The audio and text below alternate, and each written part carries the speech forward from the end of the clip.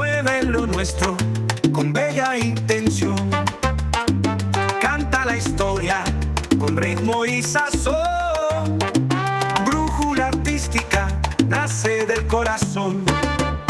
Vibra la cultura en cada rincón. Crece la música con dedicación. Bienvenidos a Brújula Artística, gracias por acompañarnos y en esta edición nos encontramos desde la maravillosa ciudad de Estelí para presentarles nuestra visita al gran maestro de las artes plásticas Bayardo Gámez y vamos a presentarles a todos ustedes su trayectoria artística de 60 años para que también nos cuente cómo fue su participación en el Grupo Gradas. Les invito a que me acompañen también a realizar una visita a la exposición que tiene en la Casa de Cultura Leonel Rugama y también estaremos en el reconocido restaurante Riff, donde vamos a conocer con todos ustedes cuál es la oferta gastronómica de este famoso lugar desde la ciudad de Estelí.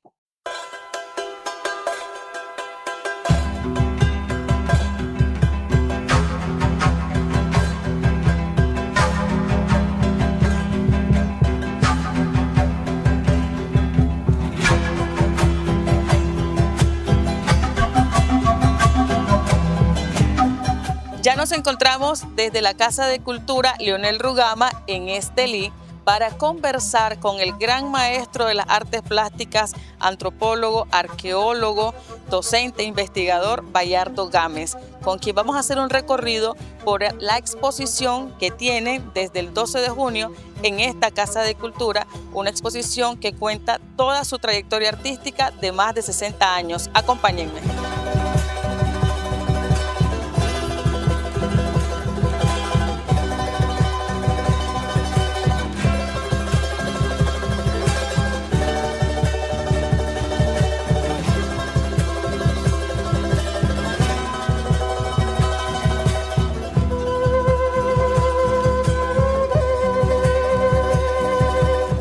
Maestro, qué gusto estar con usted, pero en esta oportunidad dedicándole una edición a su trayectoria artística, ¿verdad? Ya nos hemos encontrado en muchas actividades hace mucho tiempo. Vamos a empezar esta entrevista hablando de sus inicios en su carrera como artista plástico. ¿Cómo surge esa inquietud por las artes plásticas? Mis inicios tienen que ver con mi infancia. Mi padre era carpintero ebanista, tenía un taller en la sala y todas las tardes se recogían todas las virutas, los colochos para meterlos en saco y junto con mi hermano Rafael íbamos a cuadra y media de la casa a dejar los colochos a una panadería y en esa panadería de doña María Luisa Guinea llevábamos los colochos hasta el horno y los entregamos, los dejábamos. Y al salir pues nos regalaban una repostería y nosotros felices pues con aquella repostería porque como el reconocimiento pues al esfuerzo. Y en la sala, a mano derecha de esa sala de la panadería, se encontraba una anciana pintando cuadros sobre tela, cuadros religiosos y al óleo. Entonces se llamaba la niña Teresita Amador Uriza. Entonces con mi hermano nos acercamos a ella y le dijimos que para curiosear, ver cómo pintaba, pero también le preguntamos que si nos podía enseñar a pintar. Entonces ella dijo que sí, pues nos aceptó y que lleváramos un cuaderno de papel empaque que eso nos hizo nuestra madre cosido y lo llevamos. Así que ella nos ponía muestras la primera muestra de modelo, porque nos ponía unas letras góticas que había que copiarlas con grafito. Después nos enseñó cómo hacer ojos, cómo hacer narices, cómo hacer labios. Y bueno, de los dos hermanos, yo fui el que estuve más tiempo con ella. Posteriormente ella me enseñó cómo preparar una tela, que la preparaba con goma laca y alcohol y queda una textura bien sólida. Y Y entonces me enseñó también la técnica del óleo. Ella pintaba el estilo del Renacimiento y de la época barroca de España.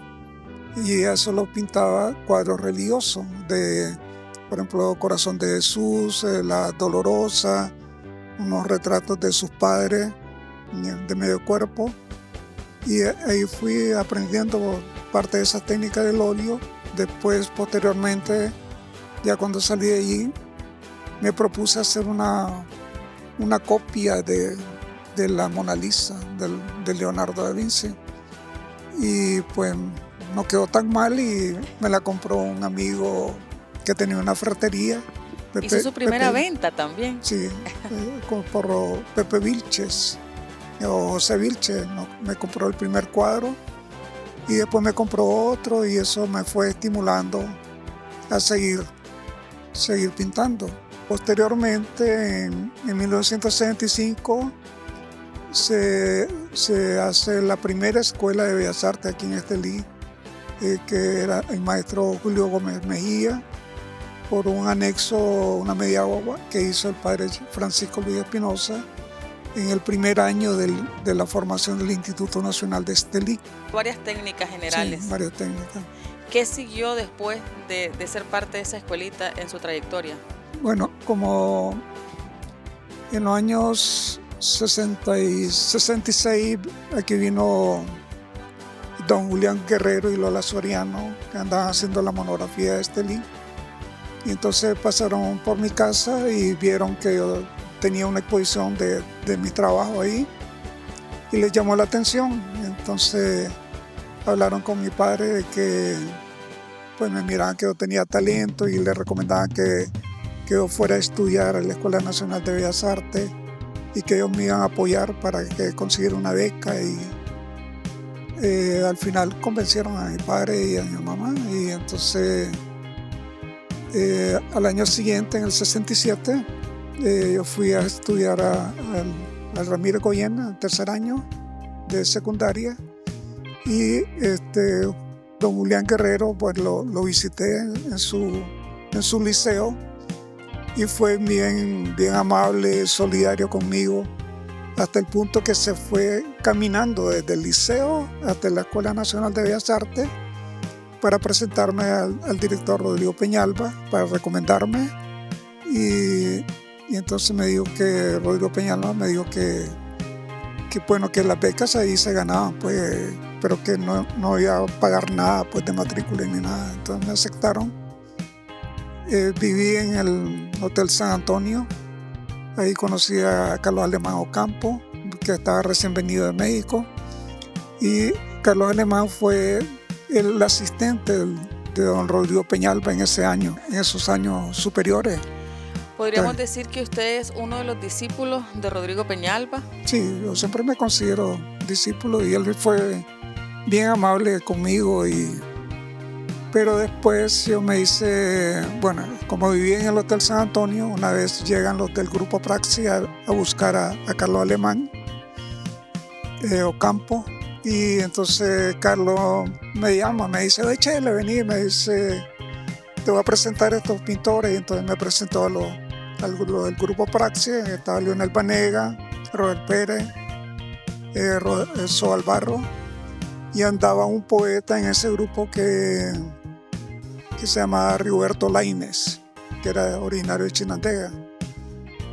Entonces ahí con esa presentación yo me hice muy amigo de este grupo, pero más de Leonel Banega. Leonel Banega ya no tenía mucho aprecio y me invitaba hasta su casa a invitarme a comer en su casa, pero también ellos me inician en la vida bohemia de Managua, ¿no? Y tenía que darme el bautizo y la cosa que me metí en este mundo del arte y de la bohemia, y estudiando también en Ramírez Goyena. Hasta después esa etapa quedó truncada porque mi padre me fue a traer porque andaba en los malos caminos de la bohemia, ¿eh? Lo que aprendí en ese año con la Escuela de Bellas Artes y lo que aprendí también con el grupo Praxis, pues eran dos cosas diferentes. Pues en la Escuela de Bellas Artes era la parte académica, la formación académica, pero también la conexión con los otros artistas que estaban allí estudiando en cuarto año, con otra visión. Pero lo que hay dos momentos clave que son la conexión con los Praxis me abre la puerta de otra percepción del arte informal, el arte abstracto. Y lo otro que me impactó mucho es esa exposición de arte contemporáneo italiano, que ahí vi obras que me encantaron, por ejemplo, los de Chirico, Carrà, Greco italiano, otro que se llama Guttuso, me gustó mucho, Giorgio Guttuso. Entonces todo eso me impactó mucho. Entonces a partir de ese año yo comienzo a hacer mi primero dibujo creativo. ¿Cómo marca la revolución su trayectoria artística? Bueno, para mí la revolución es un proceso que viene desde los años 60 o 70. Yo tuve la dicha y la oportunidad de conocer al doctor Alejandro Dávila Bolaño, que era el vecino de nuestra casa y era el médico de la familia. Y como él hacía estudios de lingüística y antropología, entonces él vio que yo tenía habilidades para el dibujo y la pintura. Entonces él me encomendó que le hiciera las portadas de algunos folletos de toponimias indígenas de Nicaragua. Entonces le hice varios dibujos para las portadas, índice mitológico de Nicaragua, índice semántico de la mitología de Nicaragua, semántica náhuatl de río, montaña, volcanes, y así varios folletos que él lo hacía en un mimeógrafo manual, lo hacía en la casa y después lo sacaban a repartir, lo daban gratis en la calle, lo repartían gratis. Ese acercamiento con el doctor Alejandro Dávila Bolaños, con la antropología y la arqueología, lo llevó a estudiar esa carrera. Sí, también, él es el que me inicia, me inicia en el agrado por la antropología y la arqueología. Y también en mi formación política, también fui parte de un círculo de estudio político con él, ¿verdad? También otra persona que me marcó también en mi formación fue Leonel Rugama, porque éramos de una misma familia, que estábamos en un patio en común, compartimos toda la infancia y la adolescencia. Y Leonel me inicia en el gusto por la lectura seria, la literatura, la poesía, y él comienza a prestarme, yo le dije que me prestara algunos libros, pues ya tenía su biblioteca, y entonces le dije que me prestara algún libro para leer, para comenzar a leer. Entonces el primer libro que me presta es una biografía de Albert Einstein. Yo tenía 12 años más o menos, y eso me impacta, pues. Y claro, la biografía me gustó bastante. Después me prestó otros libros de Romeo y Julieta, Hamlet, de Shakespeare. Literatura. Convidado por desconfiado, de Tirso de Molina, Atala René de Chateaubriand. Y después yo le dije que si me apoyaba para ir a la librería Genial, que estaba a una cuadra, para que él me indicara cuál libro valía la pena leer, cuál me recomendaba, y me acompañó y fuimos. ¿Fueron juntos a la librería, Leonel Rugama, sí, y usted? Sí, él era su primo. Sí, me acompañó a la librería y me dijo, este es bueno, este no, y así. Y también tuvimos la oportunidad con él, en 1968, en mayo, el 6 de mayo, un día domingo, montamos la primera exposición de dibujo, pintura, poesía, cuento, en una esquina de la casa del profesor Agenor Hidalgo. Y esto fue organizado por Leonel Rugama, Donaldo Altamirano, y ahí participaron también el poeta Oscar Gutiérrez, Salvador Molina y una poeta Norma Parrales, y un pintor también, Ramón Centeno. Entonces, esa es la primera exposición que se hace en Estelí. Era un día domingo, pusimos todas las obras en las paredes de la casa, en la sala, y Lionel se buscó un megáfono y se puso en la esquina y llamando a la población, invitando a la población para que entraran a ver la exposición. Entonces era el momento en que la gente salía de matiné, otros salían de la misa de catedral, ¿verdad? Eso. Qué linda anécdota. Y cuando Lionel Rugama fallece, ¿estaba todavía cerca de ustedes? ¿Estaban en comunicación? Sí, ¿O ya? bueno, cuando yo estoy estudiando en el 67, en Managua, en el Hotel San Antonio, mi madre me manda una encomienda con Lionel en el 67. Entonces yo estaba en el comedor de ese hotel y estaba leyendo un cómic, un pasquín, ¿verdad? Sí, sí. Entonces me dice, el Lionel tenía un carácter fuerte, pues me dice, ahí te manda tu mamá, me dice. ¿Y no andes leyendo esas tonteras? Me dice.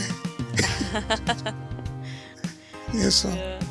O sea en ese lugar se pudieron encontrar en Managua. Sí, él llegó solo a dejarme la encomienda y después nos despedimos. ¿Esa no fue la última vez que lo vio? ¿O sí? No, ese es en el 67. Después nos encontramos con la exposición que hacemos en el 68. 68. Después de esa exposición, él daba clase aquí en un instituto San Francisco, daba clase de matemática, y después ya se pierde, pues él se va clandestino, pues a León, se inscribe como un estudiante en la universidad con otro nombre. Sí. Y ya ahí nos perdemos de él. Ya no regresó. No regresó. Se dice que para la muerte de Alessio Blandón hubo una manifestación que venía, creo que en el 68, 69 creo.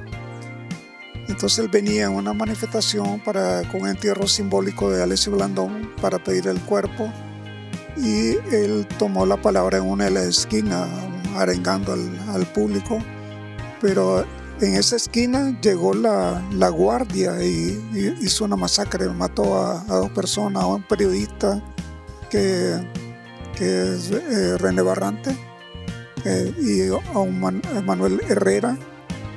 Esos 2 murieron masacrados por la guardia en esa manifestación. Se dice que Lionel se tiró de un cerco que había por ahí, fue a la casa de un amigo nuestro que era pintor también, Antonio Rodríguez, y que pues Antonio, hermano de Juno Rodríguez, todo esto revolucionario, pues. Cuando la muerte de Lionel, pues yo tengo escrito ese testimonio cuando muere Lionel. Entonces es como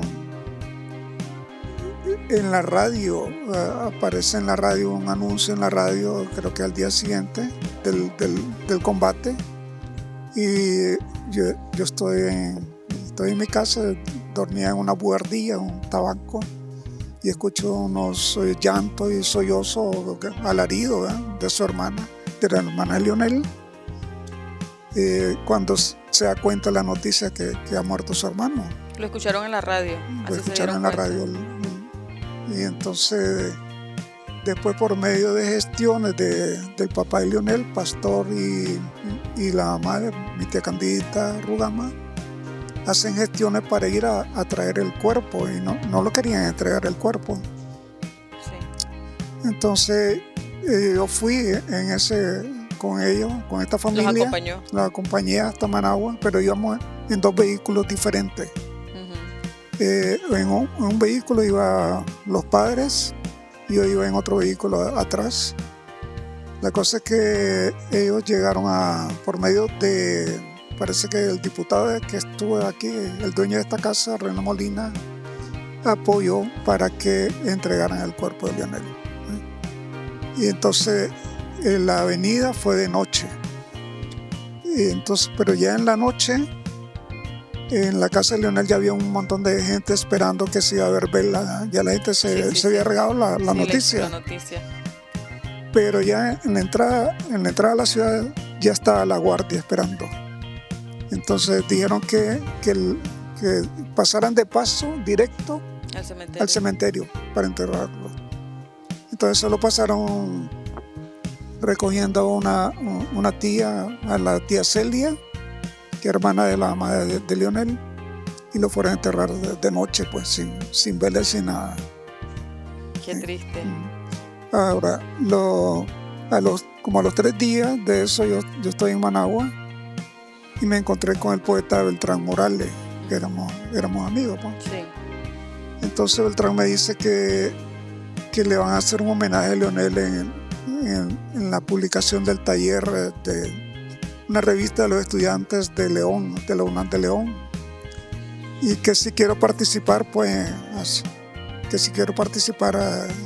colaborando, pues, en esa publicación. Entonces le dije que sí, pues. Entonces estuve en Managua, en la casa de una amiga, ahí por donde estuvo del Nuevo Diario para el lago, en el barrio Riguero Norte. Y en una noche tenía todo el impacto de todo lo sucedido, lo de los periódicos, los titulares de los periódicos. Entonces comencé a hacer un dibujo y con todo el impacto de las emociones que tenía guardadas. Claro. Y entonces después se lo llevé a Beltrán, y Beltrán se lo mandó a la gente de León. Ya lo publicaron en el taller 4. Publicaron su dibujo. Sí, publicaron el dibujo dentro del homenaje a Leonel en el taller 4. Ese es como parte del homenaje. Todo el número del taller 4 es en homenaje a Leonel, toda la edición. Y pues la caída en combate de Leonel impactó a un montón de poetas, intelectuales, artísticas de Nicaragua. Sí. Porque fue descomunal, pues, el hecho, fue cruel. El combate de 3 combatientes del frente contra 300 guardias, tanqueta, aviación. Qué horror. Era descomunal. Denis Cardosa, un dibujante, un artista de plástico de Matagalpa. Y entonces ya nos conocíamos desde antes porque había tenido era codirector de una revista que se llamaba Impacto en Matagalpa, y yo había sido colaborador con ellos. Entonces me ve que estoy ahí de público y me da la sugerencia de Bayardo, me dice, ¿por qué no participas con esto? Me dice, con estos de grada. Entonces ahí me encuentro con Alfonso Jiménez, y Alfonso con él ya nos conocíamos porque Alfonso, cuando estaba en la prensa, yo ha sido colaborador de la prensa literaria, pues. Entonces llegaba a dejar mis dibujos y me los pagaban, y el Alfonso me compró unos dibujos también, él trabajando en la prensa. Entonces habló con Alfonso que si era posible participar en estos eventos de grada, y entonces me dice, sí, venite, pues, para tal día vamos a tener una presentación en el Redentor, en la iglesia del Redentor. Y entonces ya me explicó cómo era la dinámica, que se hacían murales efímeros sobre papel craft, que ellos llevaban los materiales, la pintura, la brocha, y uno pintaba cualquier creación propia, y después se ponía el papel craft, se pintaba sobre unos bastidores de madera. Hacían en vivo, en vivo. Entonces mientras se estaba haciendo un recital de poesía, de música, los pintores estaban pintando. Entonces a mí me tocó esa oportunidad de estar a un lado tenía Efraín Medina pintando, y al otro lado estaba Genaro Lugo, y yo estaba en medio. Entonces, en el recital participaron Bernardino Rodríguez, que era un poeta de aquí de Estelí, que estaba de visita en Managua. Estaba Winston Curtis, que ya lo conocen, ¿verdad? Sí. Guillermo Menocal, poeta, también estuvo en grada y en ese grupo, en esa presentación. Ahora vive en Estados Unidos, es docente universitario. Y entonces a mí se me ocurrió, porque había que pintar directamente Sí, era en vivo la vivo. presentación. Entonces a mí se me ocurrió pintar 2 caballos salvajes, pues, que para mí los caballos tenían una simbología de la libertad. La cosa es que yo me vengo de Managua ya definitivamente me vengo a Estelí el noviembre del 77. Y mis padres pues me apoyaron para que yo tuviera un taller al fondo de la casa, pues. Le crearon su taller en su casa. Vamos a hacer un recorrido, maestro, por esta exposición que tiene en la Casa de Cultura Leonel Rugama, Ya. para que usted nos muestre y nos hable un poco de lo más representativo que podemos encontrar aquí.